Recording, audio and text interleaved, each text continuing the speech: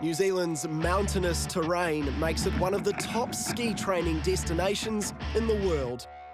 It's bred hardy Paralympic skiers like silver medalist Corey Peters and gold medalist Adam Hall. Both men travelled to PyeongChang in March for the 2018 Paralympic Games. It's going to be important to go out and do what I do. Just concentrate on the skiing and skiing fast. The margins are getting smaller and smaller, and that's where we're trying to do absolutely everything that we possibly can to squeeze in and push those margins out. All right on day one to take a little easy. Oh, he clips the red gate and he's down. Oh, he's late in it, he's late in it. Oh! At the Winter Paralympics in Korea, Corey and Adam will be joined by Kiwi snowboarder Carl Murphy, each competing in a separate class. Their drive for medals is critical to their future as athletes. If they don't deliver results, they don't get investments. None of us can afford to hide them. No, we've got to make sure that we need to do better in order to beat the competition.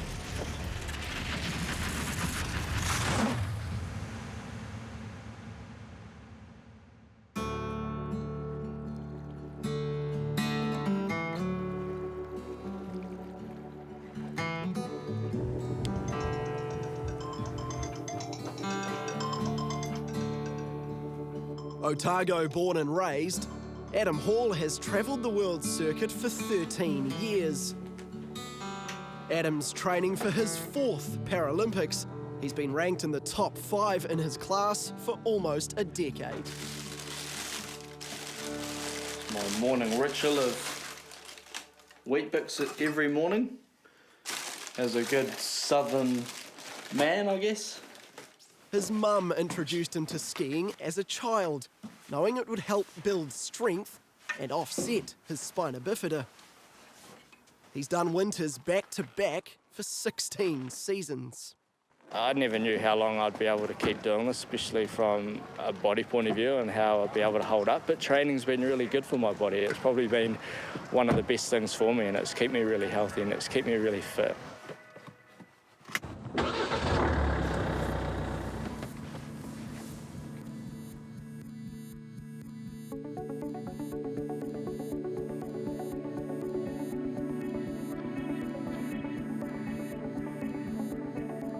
Corey Peters was introduced to the sit ski just 2 years after he became paralysed.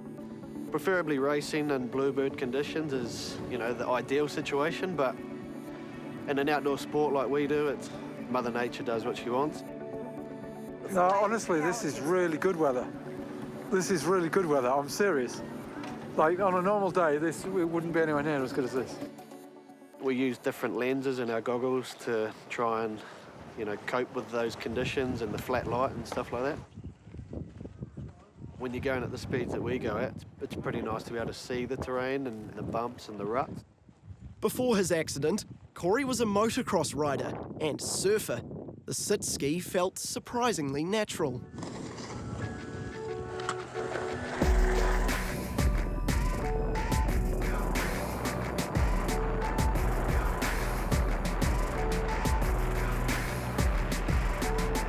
4 years ago, at his first Paralympics in Sochi, he stunned the skiing community and himself by taking out silver in the sit ski.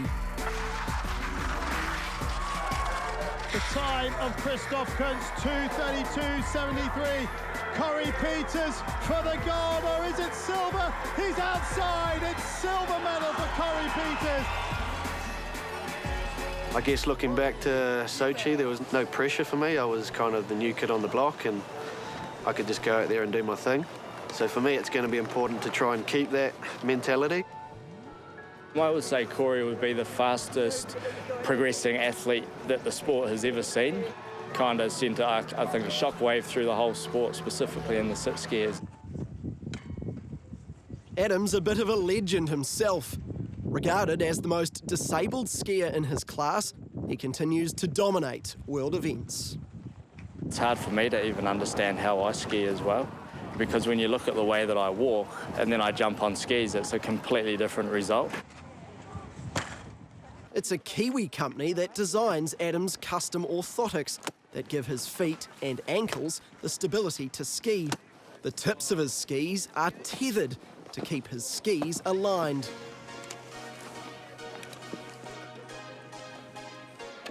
It was a spectacular race in Vancouver 8 years ago that resulted in Adam's Paralympic gold. The .38, and he skied the top half well. Oh no, Adam Hall. And having to recorrect now. How much time has that taken from his advantage? But he still wins it. Unbelievable. Adam Hall has done it. He spent the next 4 years training on slopes around the world, and in 2014 was on track to win gold again. Oh, just getting caught on the inside edge. But a random virus zapped his energy on the day. From his advantage, 143.69. Oh, he's taken too much, he's outside. And the defending Winter Paralympic champion will not be retaining his title. It's kind of turned into, I guess for me, from a 4-year campaign to now an 8-year campaign again. And I simply want to just be able to go up there and, you know, finish unfinished business, I guess. He's since gone on to World Championships and podiumed at the World Championships, so he's sort of getting back to where his best is. What we've seen is a lot of fast risers out of different countries, and that increases the pressure on the old guard, because they have to, you know, work out what they've got to do to stay ahead. Also part of the old guard is 38-year-old Carl Murphy. The snowboarder has been competing internationally for 10 years. But now with 3 young children, it's harder to be away on the circuit for weeks on end.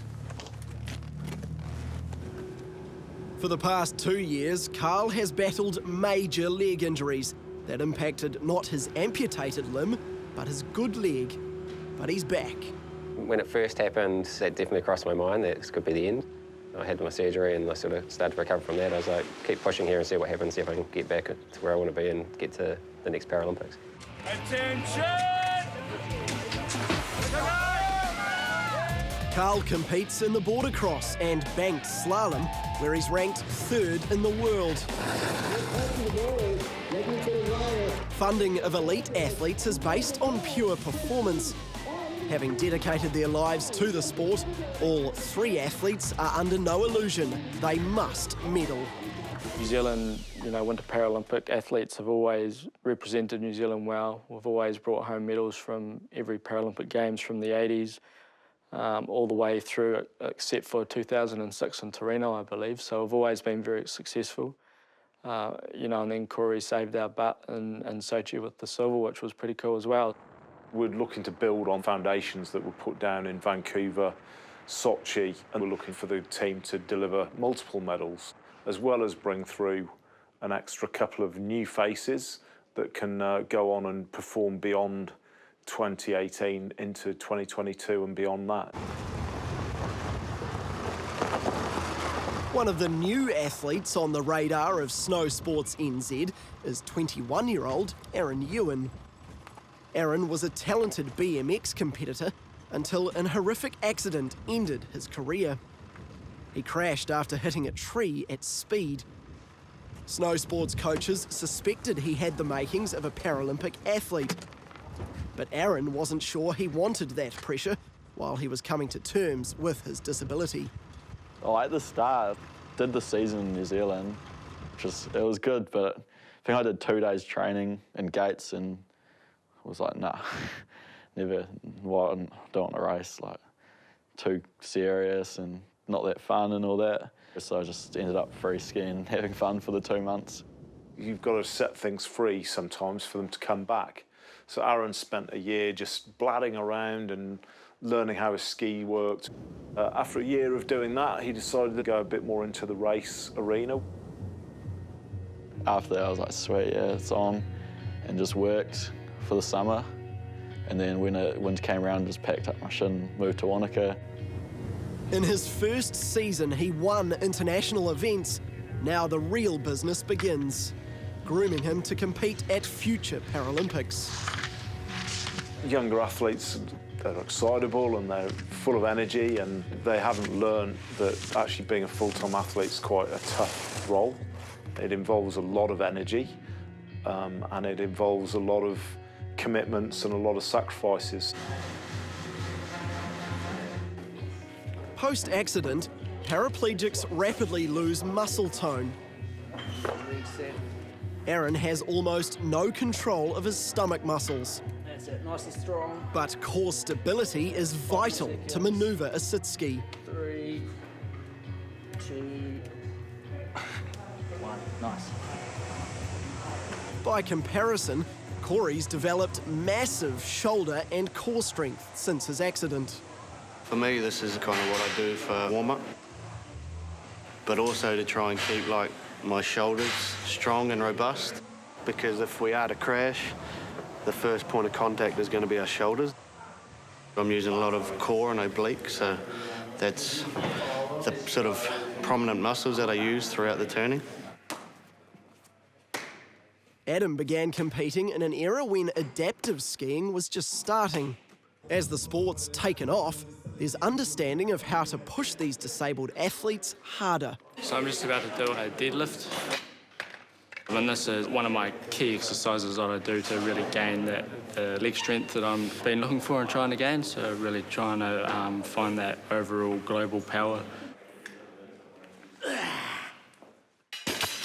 For me, I don't have any movement on my ankles or feet or any feelings. Laterally, I haven't been able to access much. So it's trying to find just those smaller little things that I haven't had in the past. But even if there's just a tiny little fire, if I can work on that, that's going to add that extra 1%. Good. The program that we've got here is, you know, one of the best support that we can give, and the training that's provided with the coaches and the support staff around them. So, I mean, these young guys that are coming into the program now have just got, you know, more time to develop.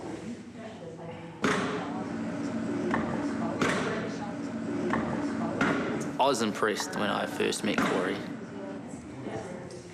The determination to push through a useless situation that he maybe found himself in after his accident, and that drive to work and to push.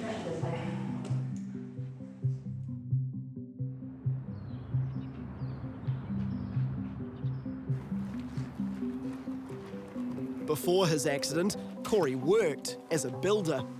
He's been determined to regain independence. Being an older athlete, now 34, I was 26 when I had the accident. And I think having that career and, you know, that responsibility of having a full-time job is kind of transferred, I guess, into some of my, you know, training principles and my attitude, I guess. Corey's life has always been about sport, especially before his motorbike crash. Like any Kiwi bloke, you know, we just enjoy our rugby in New Zealand and just enjoyed getting out there with your mates and getting dirty and being physical. And then that changed to surfing and motocross. Just really enjoyed going fast and jumping.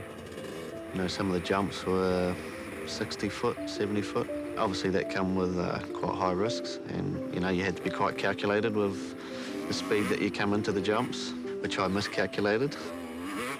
That was how I had my accident.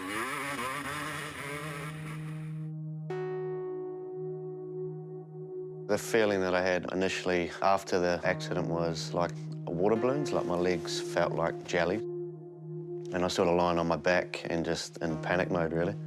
Try to sit up and take my helmet off, and just could not sit up at all. Once the fusion was fixed and stable, they said that it's unlikely that you'll ever walk again. And for me, that was quite heartbreaking. I thought it was just going to be like a sort of broken leg that would mend and, you know, you'd get back on with your life.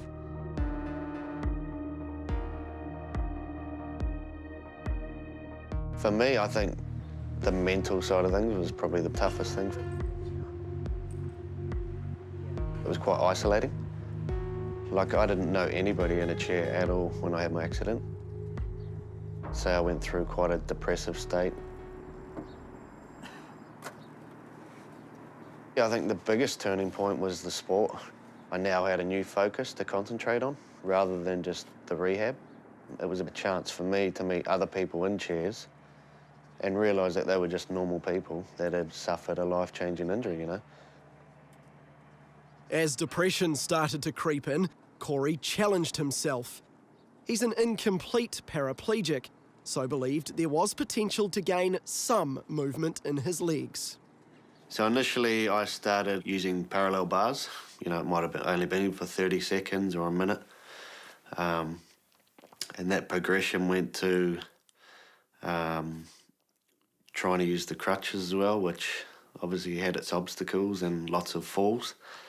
But then there came a time where there was enough strength in my legs to start to use the crutches and stand from a sitting position and take a few steps.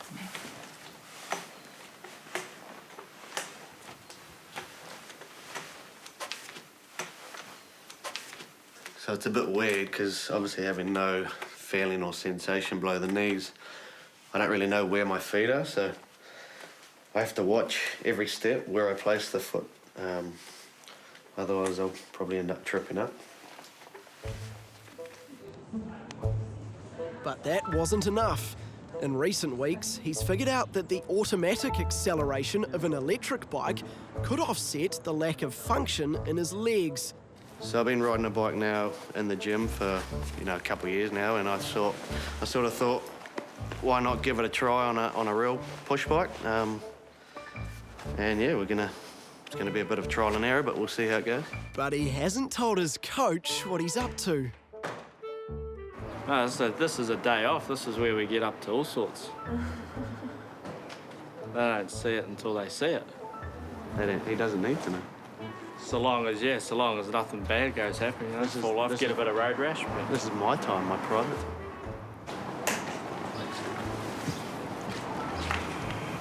Hang on.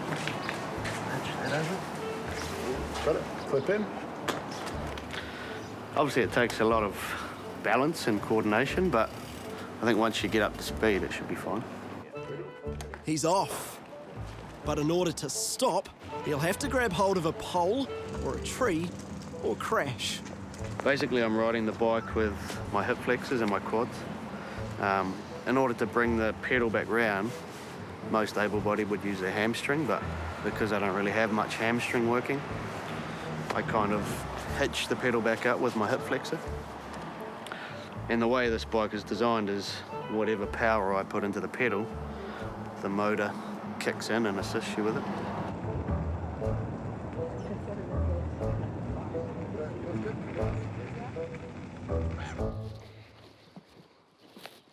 Aaron's flatting with another Paralympic hopeful, Sam Tate, who was born with one malformed arm.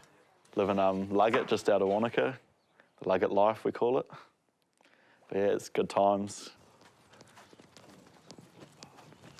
It's like you get up in the morning, even though you might be getting up really early. I kind of wait for Aaron to get out of the shower. And then I go and load the car while Aaron faffs about, really. Yeah. On these skis. So we carpool and do activities. If we get days off, like have a blowout now and again, but yeah, everything in moderation. Well, I think, you know, look, they're young men and, you know, they still have a good social life, but they just start making good decisions. If you're tired in the morning and you're trying to ski at 80 to 120 k's an hour, things generally don't go well. So they work out that pretty quickly, and then they work out when they can, you know, go out and have a late night, and they work out when they can't.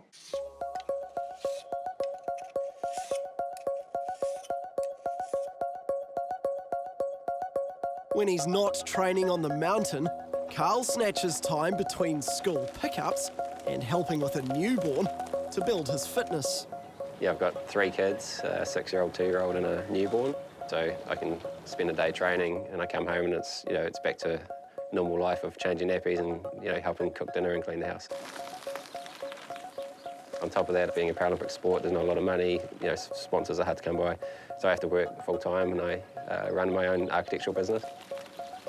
He's certainly chosen a tough path, but time management and self-management is part of the skill of being an elite athlete.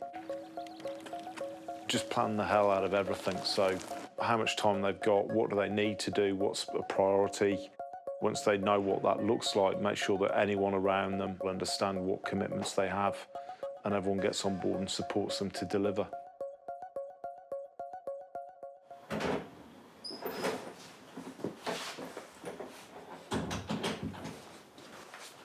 So we have a day off today, and what I'm looking at doing is doing a bit of maintenance today on my outriggers and looking around town, going to the local waste busters. These outriggers are a very important part for extra stability and then extra control as well. So, I mean, they're a really important thing for me to be able to use. Without these, I simply can't ski.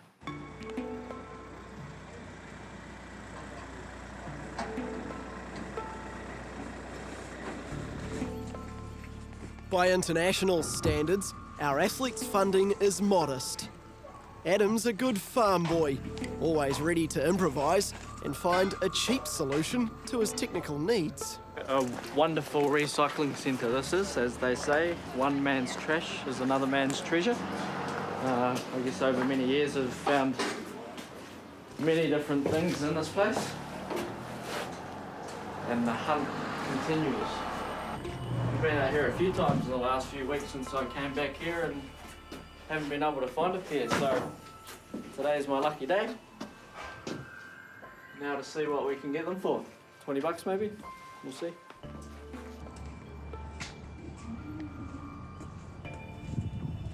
You won't find Corey's high-grade sit ski in any recycling barn. Suspension's really important for our sport. So as you can see when I bounce on it, that's really absorbing all the terrain and bumps underneath the ski. So this is a few of my skis for the season. Typically I'd probably go through 5 to 6 pairs a season.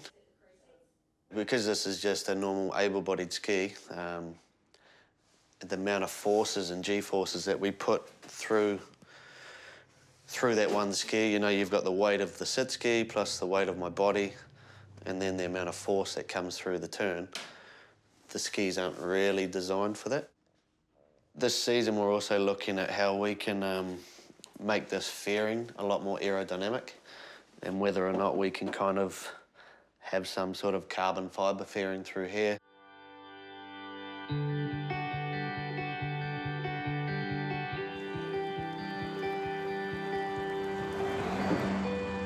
Welcome to Cardrona Airport Resort on Tuesday, 24th of September.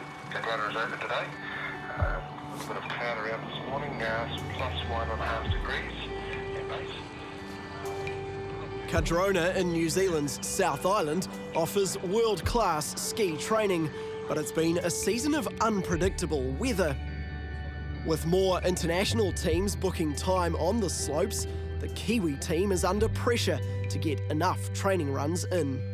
The start of this season was a little bit leaner on snow than we would have wanted, so we've actually pushed back some of the stuff that we would have been doing earlier into this time now. But yeah, we'd actually managed to get a good block at the start of the season, and then we went back into the gym for the busy period during the school holidays. So we're on a schedule, and yeah, it's part of ski racing. Obviously working, keeping that body upper body nice and stable, just keep thinking as the rhythm changes, just be really mindful of what you need to do to adapt and yeah, just keep up with it. Yep. The finest details of Adam's skiing are continuously reviewed in an effort to strip fractions of seconds from each run.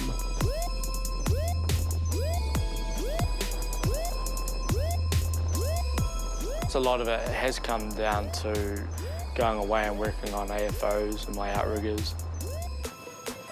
And then outside of that, just really refining my technique. You don't own something until you do it 10,000 times over and over and over again. We're trying to gain any kind of technical improvements we can because, you know, races are won by hundredths of seconds. It's exactly like Formula One. We're always looking for those minute gains because that's what wins races. Despite winning international events, Carl's never won a Paralympic medal. With limited financial support, he's relying on sheer hard work to deliver the results. Prosthetics is probably the biggest change for some of the competitors. Some of them have got like shocks built into the feet and things like that now. I've just changed back to a standard carbon fibre flex foot. I reckon sometimes it's lifting my heel out because it's squashing that down too much. So I'm trying to pack it up to see if it made much difference.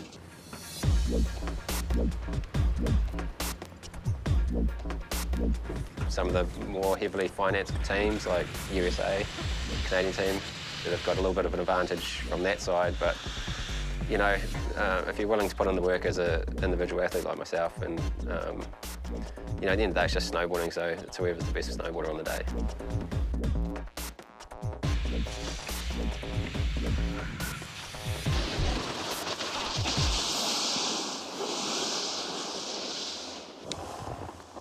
Faster high-speed rebound, when it's coming through the turn, the ski's pushing back, so it might just bite. Yeah, that might be it, yeah. We'll have a... One of the biggest changes we've made this season is my equipment. So I've been dealing with a company back up in my hometown, New Plymouth, and they've been doing a lot of dyno testing with the suspension.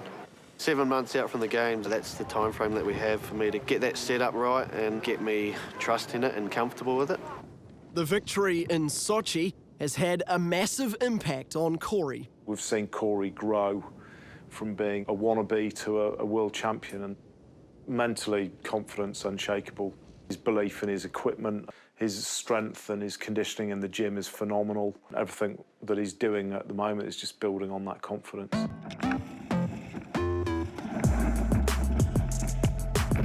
What I'm trying to achieve here is get from the top to the bottom as fast as possible.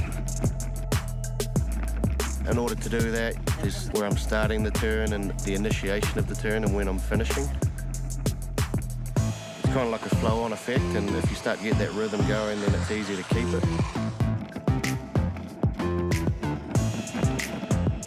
Crashing's part of the sport, I guess. I think as the years have gone on, I've kind of learned how to crash. There's definitely a risk of injury in the snow sports and in ski racing, but that's a managed risk, and I suppose the joke amongst the guys is, well, what's the worst that can happen? You might break your neck again. And that's a bit of a, you know, well, yeah, you might, but how bad's that going to be?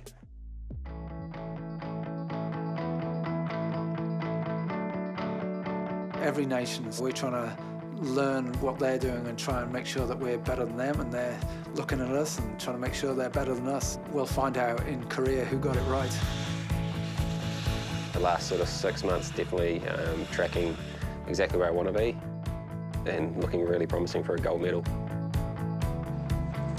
As I think ahead to PyeongChang, the added pressure of coming home with medals, I want to try and put that to the back of my mind and concentrate on the skiing and skiing fast. To be able to represent your country every 4 years at the highest level possible is an honour and a privilege. Get to go and have one opportunity to bring back as many medals as you possibly can.